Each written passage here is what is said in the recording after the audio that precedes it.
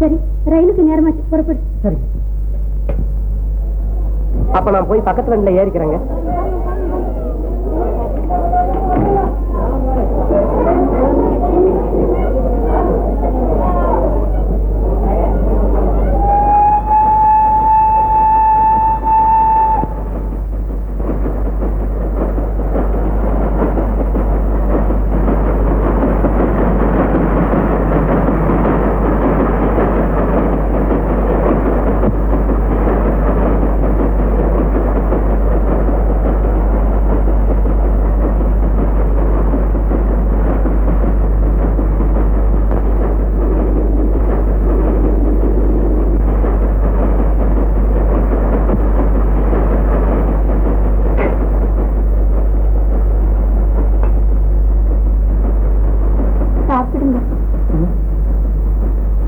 இல்லை, வேண்டாம்.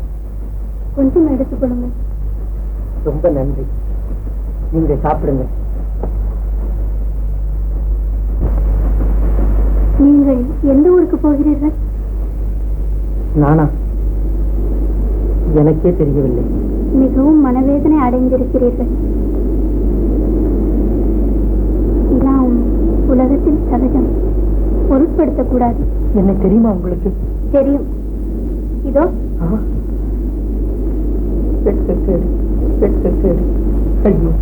வருத்தப்படாதீர்கள். என் கதை முழுதும் புரியுமா உங்களுக்கு? புரியும். இன்று மணமகனாய் இருக்க வேண்டிய நீங்கள் போதும். இந்த உலகத்தின் முகத்திலேயே விழிக்க கூடாது. நான் நீங்கள் ஒரு தவறும் செய்யவில்லையே. நானா தவறு செய்யவில்லை? மானம் மரியாதைக்கு கட்டுப்பட்டு வாழ்ந்த நான் இன்று அவமான சின்னமாக மாறிவிட்டேன். என் அறிவீனத்தால் கள்ளி ஒருத்தியை பற்றி தீர விசாரிக்காமல் கல்யாண மாப்பிள்ளையாக வேஷம் கட்டிக்கொண்டு ஓடி வந்தேனே. நானா தவறு செய்யவில்லை? சும்மா இருங்கள். சென்னைக்கு வந்து எங்கள் வீட்டில் கொஞ்சம் ஓய்வு எடுத்துக் கொள்ளலாம். அம்மா அம்மா, உங்க சின்னம்மா வர்றாங்க.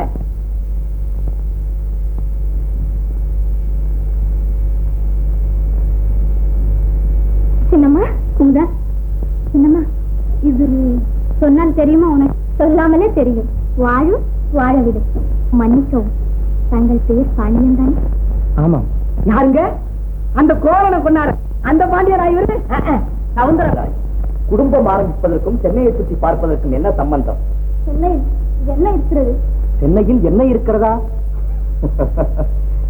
கண்காட்சி சாலையை பற்றி கதை கதையாக சொல்லுகிறார்கள். கதிரவனை பழிக்குமாம் கலங்கரை விளக்கம். மிருக காட்சி சாலையும் மெரினா கடற்கரையும் பார்க்காத கண்கள் பாவக்கண்களாம்.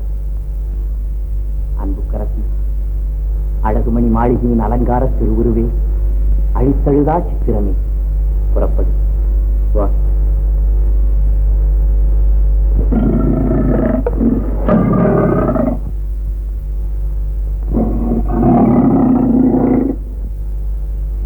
புலிவாயில் உன்னை தள்ளிவிட்டால் என்ன செய்வாய்? புல்லாக மாறிவிடுவேன். புலி பசித்தாலும் புல்லை தின்னாது.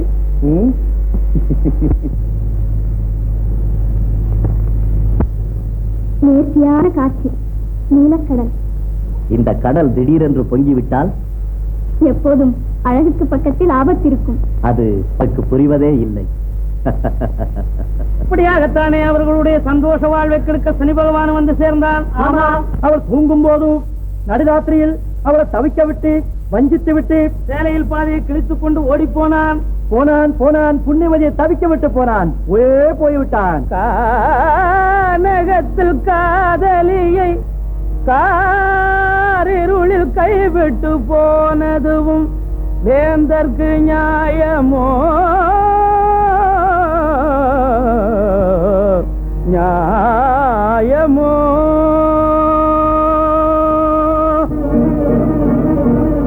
மாமா பைத்தியக்காரி போலானாள், பரிதாபத்துக்குரியவளானாள். ஓடினாள், எங்கேயோ ஓடினாள். ஒரு முடிவு தேடி ஓடினாள். வளவளப்பான தார் ரோடு. வஞ்சிக்கப்பட்ட அவளுக்கு பாதை காட்ட முடியவில்லை. மாலுமிகளுக்கு வழிகாட்டும் தீபஸ்தம்பம். திக்கற்ற அவளுக்கு திசை காட்ட முடியவில்லை. கொந்தளிக்கும் கடல். குமுறியையும் அவள் உள்ளத்தோடு போட்டி போட முடியவில்லை.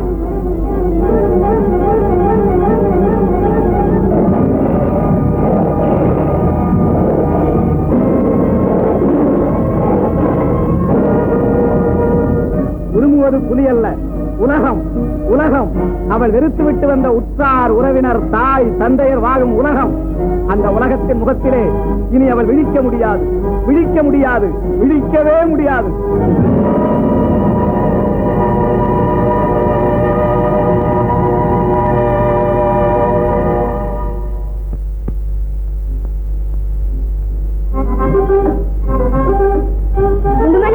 இன்னும் டீ தயாராகவில்லை. குமுதா, என்னம்மா நீ அவருக்கு டீ கொண்டு போக சொல்லு. நான் போய் கேமரா ஃபிலிம் வாங்கிக்குவேன். குண்மணி இரு, நான் கொண்டு போற டீயை நீ போய் வேலையை பாரு. சரி.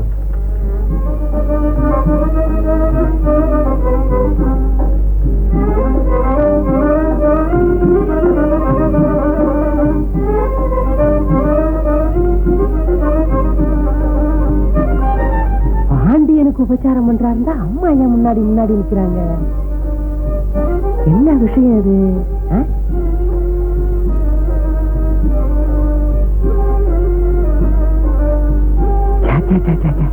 ஐயோ, அம்மா ரொம்ப நல்லவங்களாச்சு.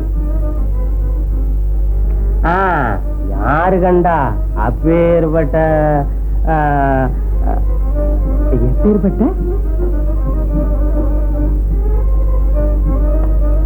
வேலைக்காரனுக்கு என்னத்துக்கிடா அதெல்லாம்? மிகவும் சுவையா இருக்கும். சர்க்கரை அதிகமோ? இல்லை இல்லை.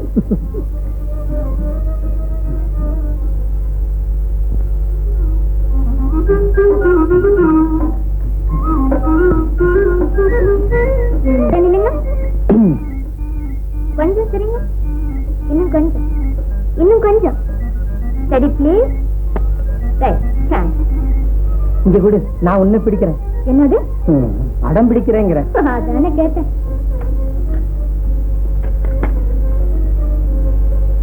சரி ப்ளீஸ்.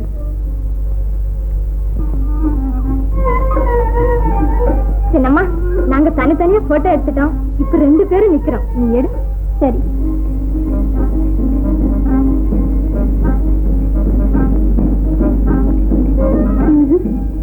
குமுதா, எனக்கு எடுக்க தெரியல, நீயே எடு. ஓ சின்னம்மா. சரி, நீங்க 2 பேரும் நில்லுங்க, நான் எடுக்கிறேன். நானா? போய் நில்லு சின்னம்மா.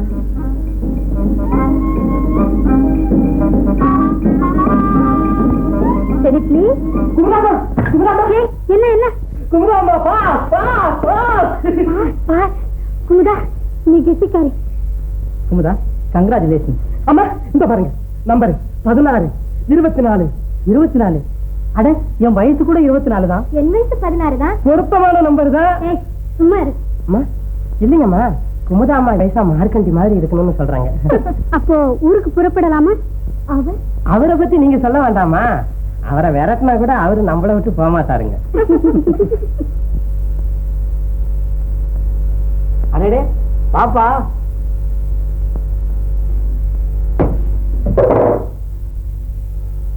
ரெண்டு 3 வாரமா ஏழை ஜாலியா இருந்திருக்க லைஃப். பாவம், சென்னையிலே குடும்பம் அமைத்து என்னை சம்சார சிறையில் போட வேண்டும் என்று துடித்தாள் பாமா. எங்க போனாளோ என்னமோ. சம்சாரமாவது ஒண்ணாவது.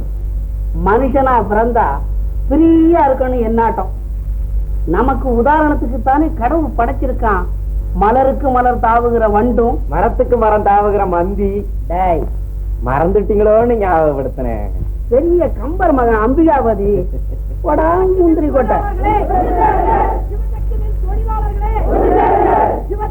தொழிலாளர்களே, தொழிலாளர் சம்பளத்தை, தொழிலாளர் சம்பளத்தை, தொழிலாளர் சம்பளத்தை, தொழிலாளர் சம்பளத்தை, தொழிலாளர் சம்பளத்தை. என்னடா, நமக்கு சம்பந்தம் இல்லைங்க.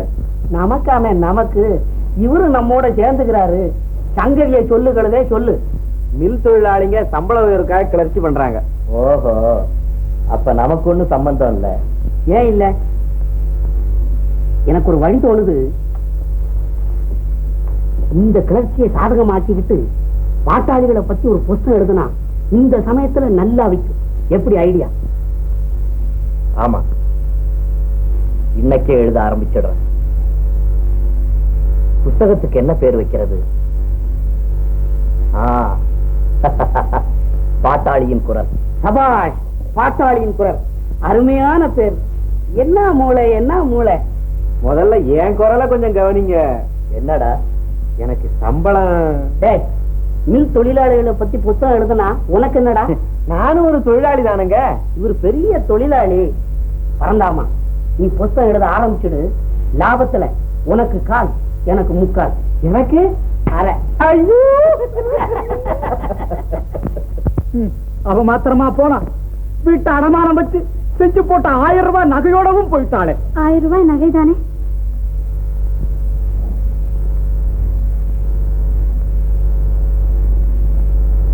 இதை வைத்துக் கொள்ளுங்கள். ஏன் இத நான் யாருக்கு போட்டு அழகு பார்க்க போறேன்? நீயா வச்சுக்க, நீயா வச்சுக்க. எனக்கு துரோகம் பண்ணுறவனுங்க தொலைஞ்சு போயிடுவானுங்க.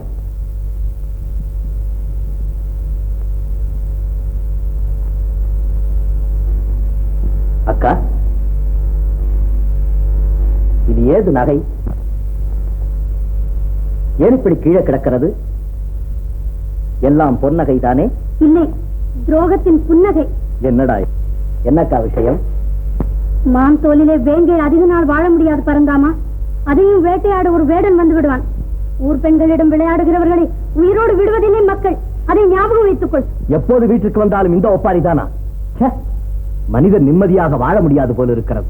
மனிதன் தான் மாத்திரம் வாழக்கூடாது, மற்றவரையும் வாழ விட வேண்டும். சரி சரி, போதும்.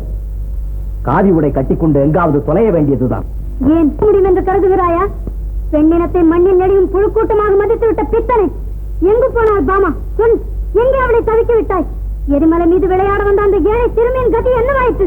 சொல், சொல்ல மாட்டாயா பாவி? எங்கே பாமா? பாமா எங்கே? பரலோகத்தில் போய் தேடிப்பார்.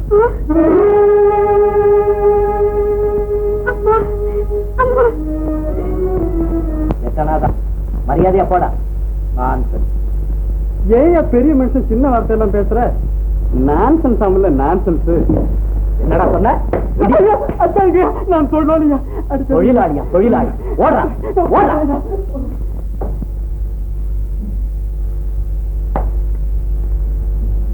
கொடுக்கிற காசை வாங்கலன்னா இந்த பயல்களை இப்படித்தான் உதைக்கணும். பாட்டாளியின் குரல். கருடா, பேரு அமைஞ்சு போச்சுல்ல? பேரு மாத்திரமா? 2 நாளையில 5000 புத்தகம் வித்திருக்கு. அதுக்கு மேலதான் என்ன? பாருங்க, என்ன தெரியலையா? நான் தான் தொழிலாளர்கள் தலைவன். இப்ப நான் ஏன் வந்திருக்கேன் தெரியுமில்ல?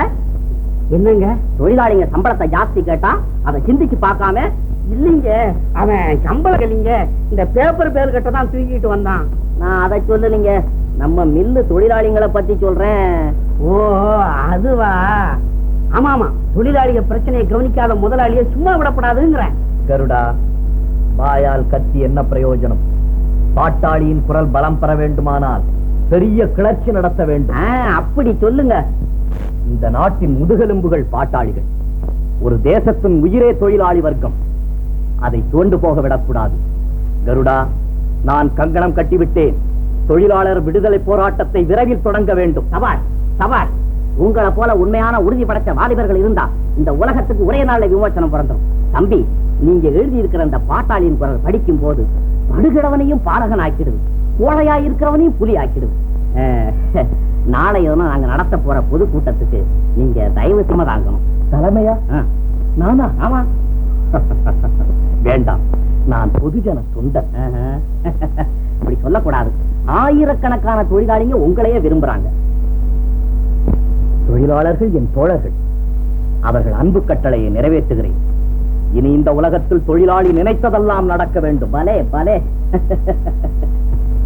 எனக்கு சம்பளம் ஜாஸ்தியா? பெரிய உலக விவகாரம் பேசிக்கிட்டு இருக்கும் போது. அப்ப நான் வரட்டுங்களா? நமஸ்காரம், நமஸ்காரம்.